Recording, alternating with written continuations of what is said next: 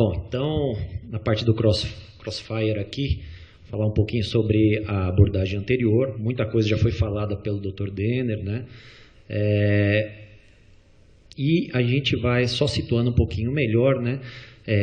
Principalmente relacionado ao Chiari tipo 1 e alguns dados de literatura, né? Então, o tratamento padrão pela literatura é a descompressão do forame magno com ou sem neuroplastia, como já foi visto anteriormente, sendo que mais de 50% melhoram com esse procedimento e 20% tem uma deterioração neurológica progressiva, principalmente por algumas alterações ósseas ali na região da transição crânio-cervical. E cerca de 25% dos casos, dos pacientes que têm malformação de Chiari, eles têm uma invaginação basilar associada, e alguns também siringomielia. Esse artigo aqui mostra, também só para embasar um pouquinho a nossa teoria, os pacientes, uma curva de Kaplan-Meier, pacientes que foram submetidos à descompressão posterior com Chiari e comparando com Chiari em vaginação basilar. Não teve diferença estatística na taxa de recorrência clínica desses pacientes.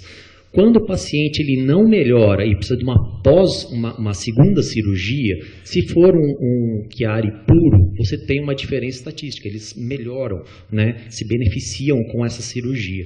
Quando eles vão para uma segunda cirurgia e você compara o grupo com Chiari, o grupo com Chiari mais invaginação, você tem uma diferença, né? Então, esses pacientes tem alguma coisa a mais que a gente tem que estudar, né?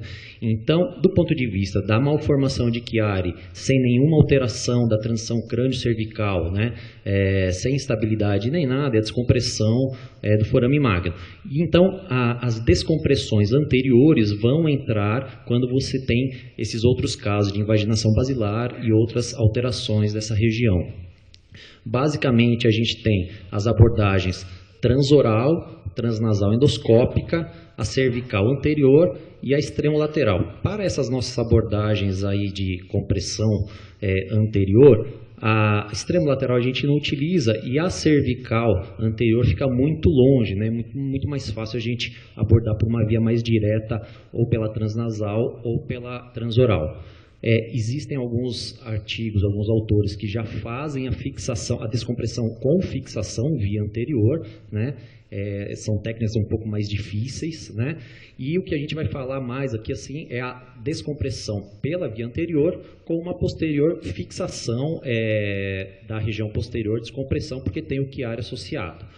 Comparando a transnasal e a transoral, existem algumas complicações que são muito parecidas entre os dois, né, entre os dois procedimentos, e a transoral, às vezes você precisa de fazer uma traqueostomia e geralmente você vai precisar passar uma sonda nasoenteral, deixar o paciente com essa sonda por alguns dias, só entrar com dieta oral depois de 6, 7 dias, enfim, é um pós-operatório mais complicado, então a minha opção das abordagens anteriores é pela transnasal. E, lógico que a gente também tem que ver, para avaliar se a transoral é melhor ou a transnasal, o limite que cada uma consegue chegar, né? Então, às vezes, a transoral você precisa fazer expandir superiormente, né? E a transnasal, a parte cranial não tem tanto problema, né? A gente opera meningioma de goteira aqui, não tem tanto problema. O problema é a parte caudal, onde que a gente consegue chegar, né? Então, isso a gente pode fazer avaliação. As duas principais linhas que a literatura coloca aqui, que a gente pode chegar, né, é a linha nasoaxial, que é esta roxa, que seria de um ponto médio entre as estruturas ósseas do nariz até a parte posterior do palato duro, né, e você vê onde você consegue chegar, e alguns autores, como esse desse trabalho aqui, essa linha rinopalatina amarela, que você divide 2/3 para 1/3.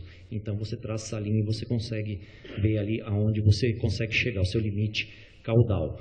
Na transnasal, a gente utiliza endoscópio, linha média, a gente vai atrás da coana, né, que é a abertura para a nasofaringe. Na nasofaringe, a gente faz a abertura de mucosa, musculatura, já está em cima do arco anterior de C1, a gente começa a drilar arco anterior de C1 e depois o odontoide, eventualmente clivos, a gente consegue retirar. Isso você pode fazer também, tendo como controle a radioscopia ou uma neuronavegação. Então, um caso aqui, uma senhora de 47 anos, dor cervical, tetraparesia progressiva por 5 anos, espasticidade. Ela tinha uma malformação de Chiari tipo 1, e tinha uma invaginação basilar com uma compressão bem grande, tanto anterior como posterior do tronco. E a gente fez uma transnasal endoscópica com uma boa descompressão desta região, uma descompressão uma descompressão da fossa posterior e laminectomia aqui de C2, C3 e fixação, né? Com uma boa liberação aqui dessa parte bulbomedular e uma boa recuperação da paciente. Então, as abordagens anteriores aqui, ligadas ao Chiari, elas vão estar mais relacionadas às anomalias aí da transição crânio-cervical. Entre elas, geralmente, a discussão aí da literatura é quando é redutível, você pode só fazer pela via posterior.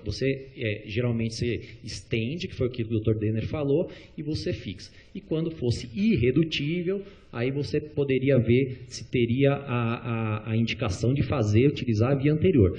Porém, o que é redutível, o que é irredutível, né? Então, só para acrescentar alguns dados aqui. A parte de ser instável, aí a gente tem que ver sobre deslocamento atlanto-axial, que no adulto aí o normal seria até 3,5 milímetros, e a outra coisa que dá a instabilidade nessa região é a invaginação basilar.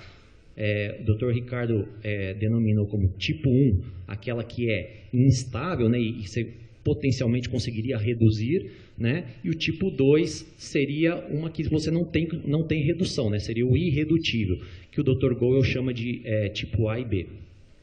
Então, esse artigo do Ricardo, então ele coloca aqui que você fazendo então uma extensão com tração, você consegue então fazer só a via posterior.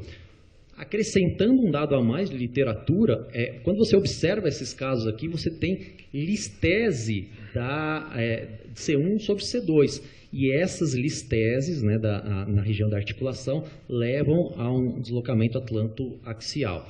O Dr. Goel, ele propõe uma cirurgia aqui, que como você tem essa instabilidade, e a invaginação, então você faz a distração e uma colocação então de um cage na articulação e a fixação.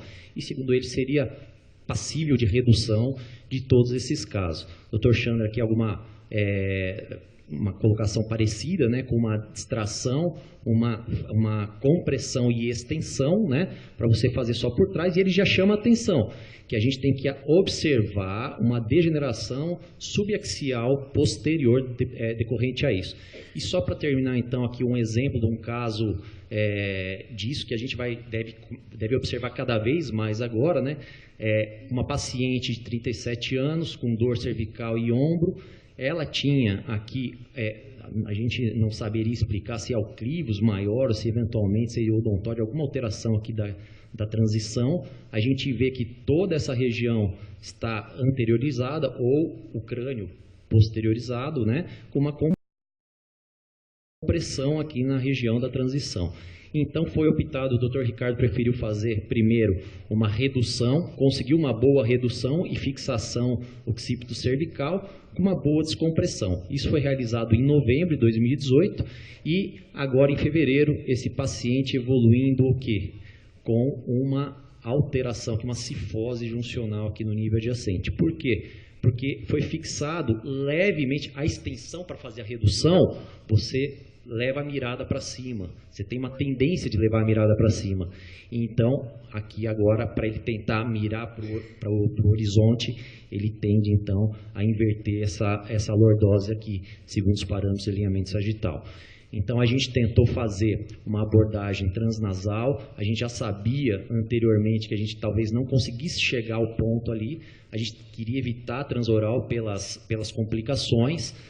a gente não conseguiu a retirada completa, né, da região ali do clivus, ou do odontóide mal formado, e a gente optou, então, por fazer a flexão. Esse paciente, a gente tinha conseguido 25 graus de extensão e depois, então, ganhou 15. Então, ficamos mais ou menos no meio do caminho aí. Melhorou muito a mirada, ele estava com potencial evocado, não houve nenhuma piora, e a gente, então, foi avaliá-lo agora no pós-operatório, bem razoável, e apesar da abordagem anterior não ter dado resultado. Em conclusão, né, eu acho que as abordagens anteriores, então, para malformação de Chiari, só faz sentido quando tiver essas alterações, né, da junção crânio-vertebral, invaginação basilar e essas outras alterações. Então, geralmente, quando elas são irredutíveis, a gente tem essa possibilidade de abordar pela frente e poder descomprimir.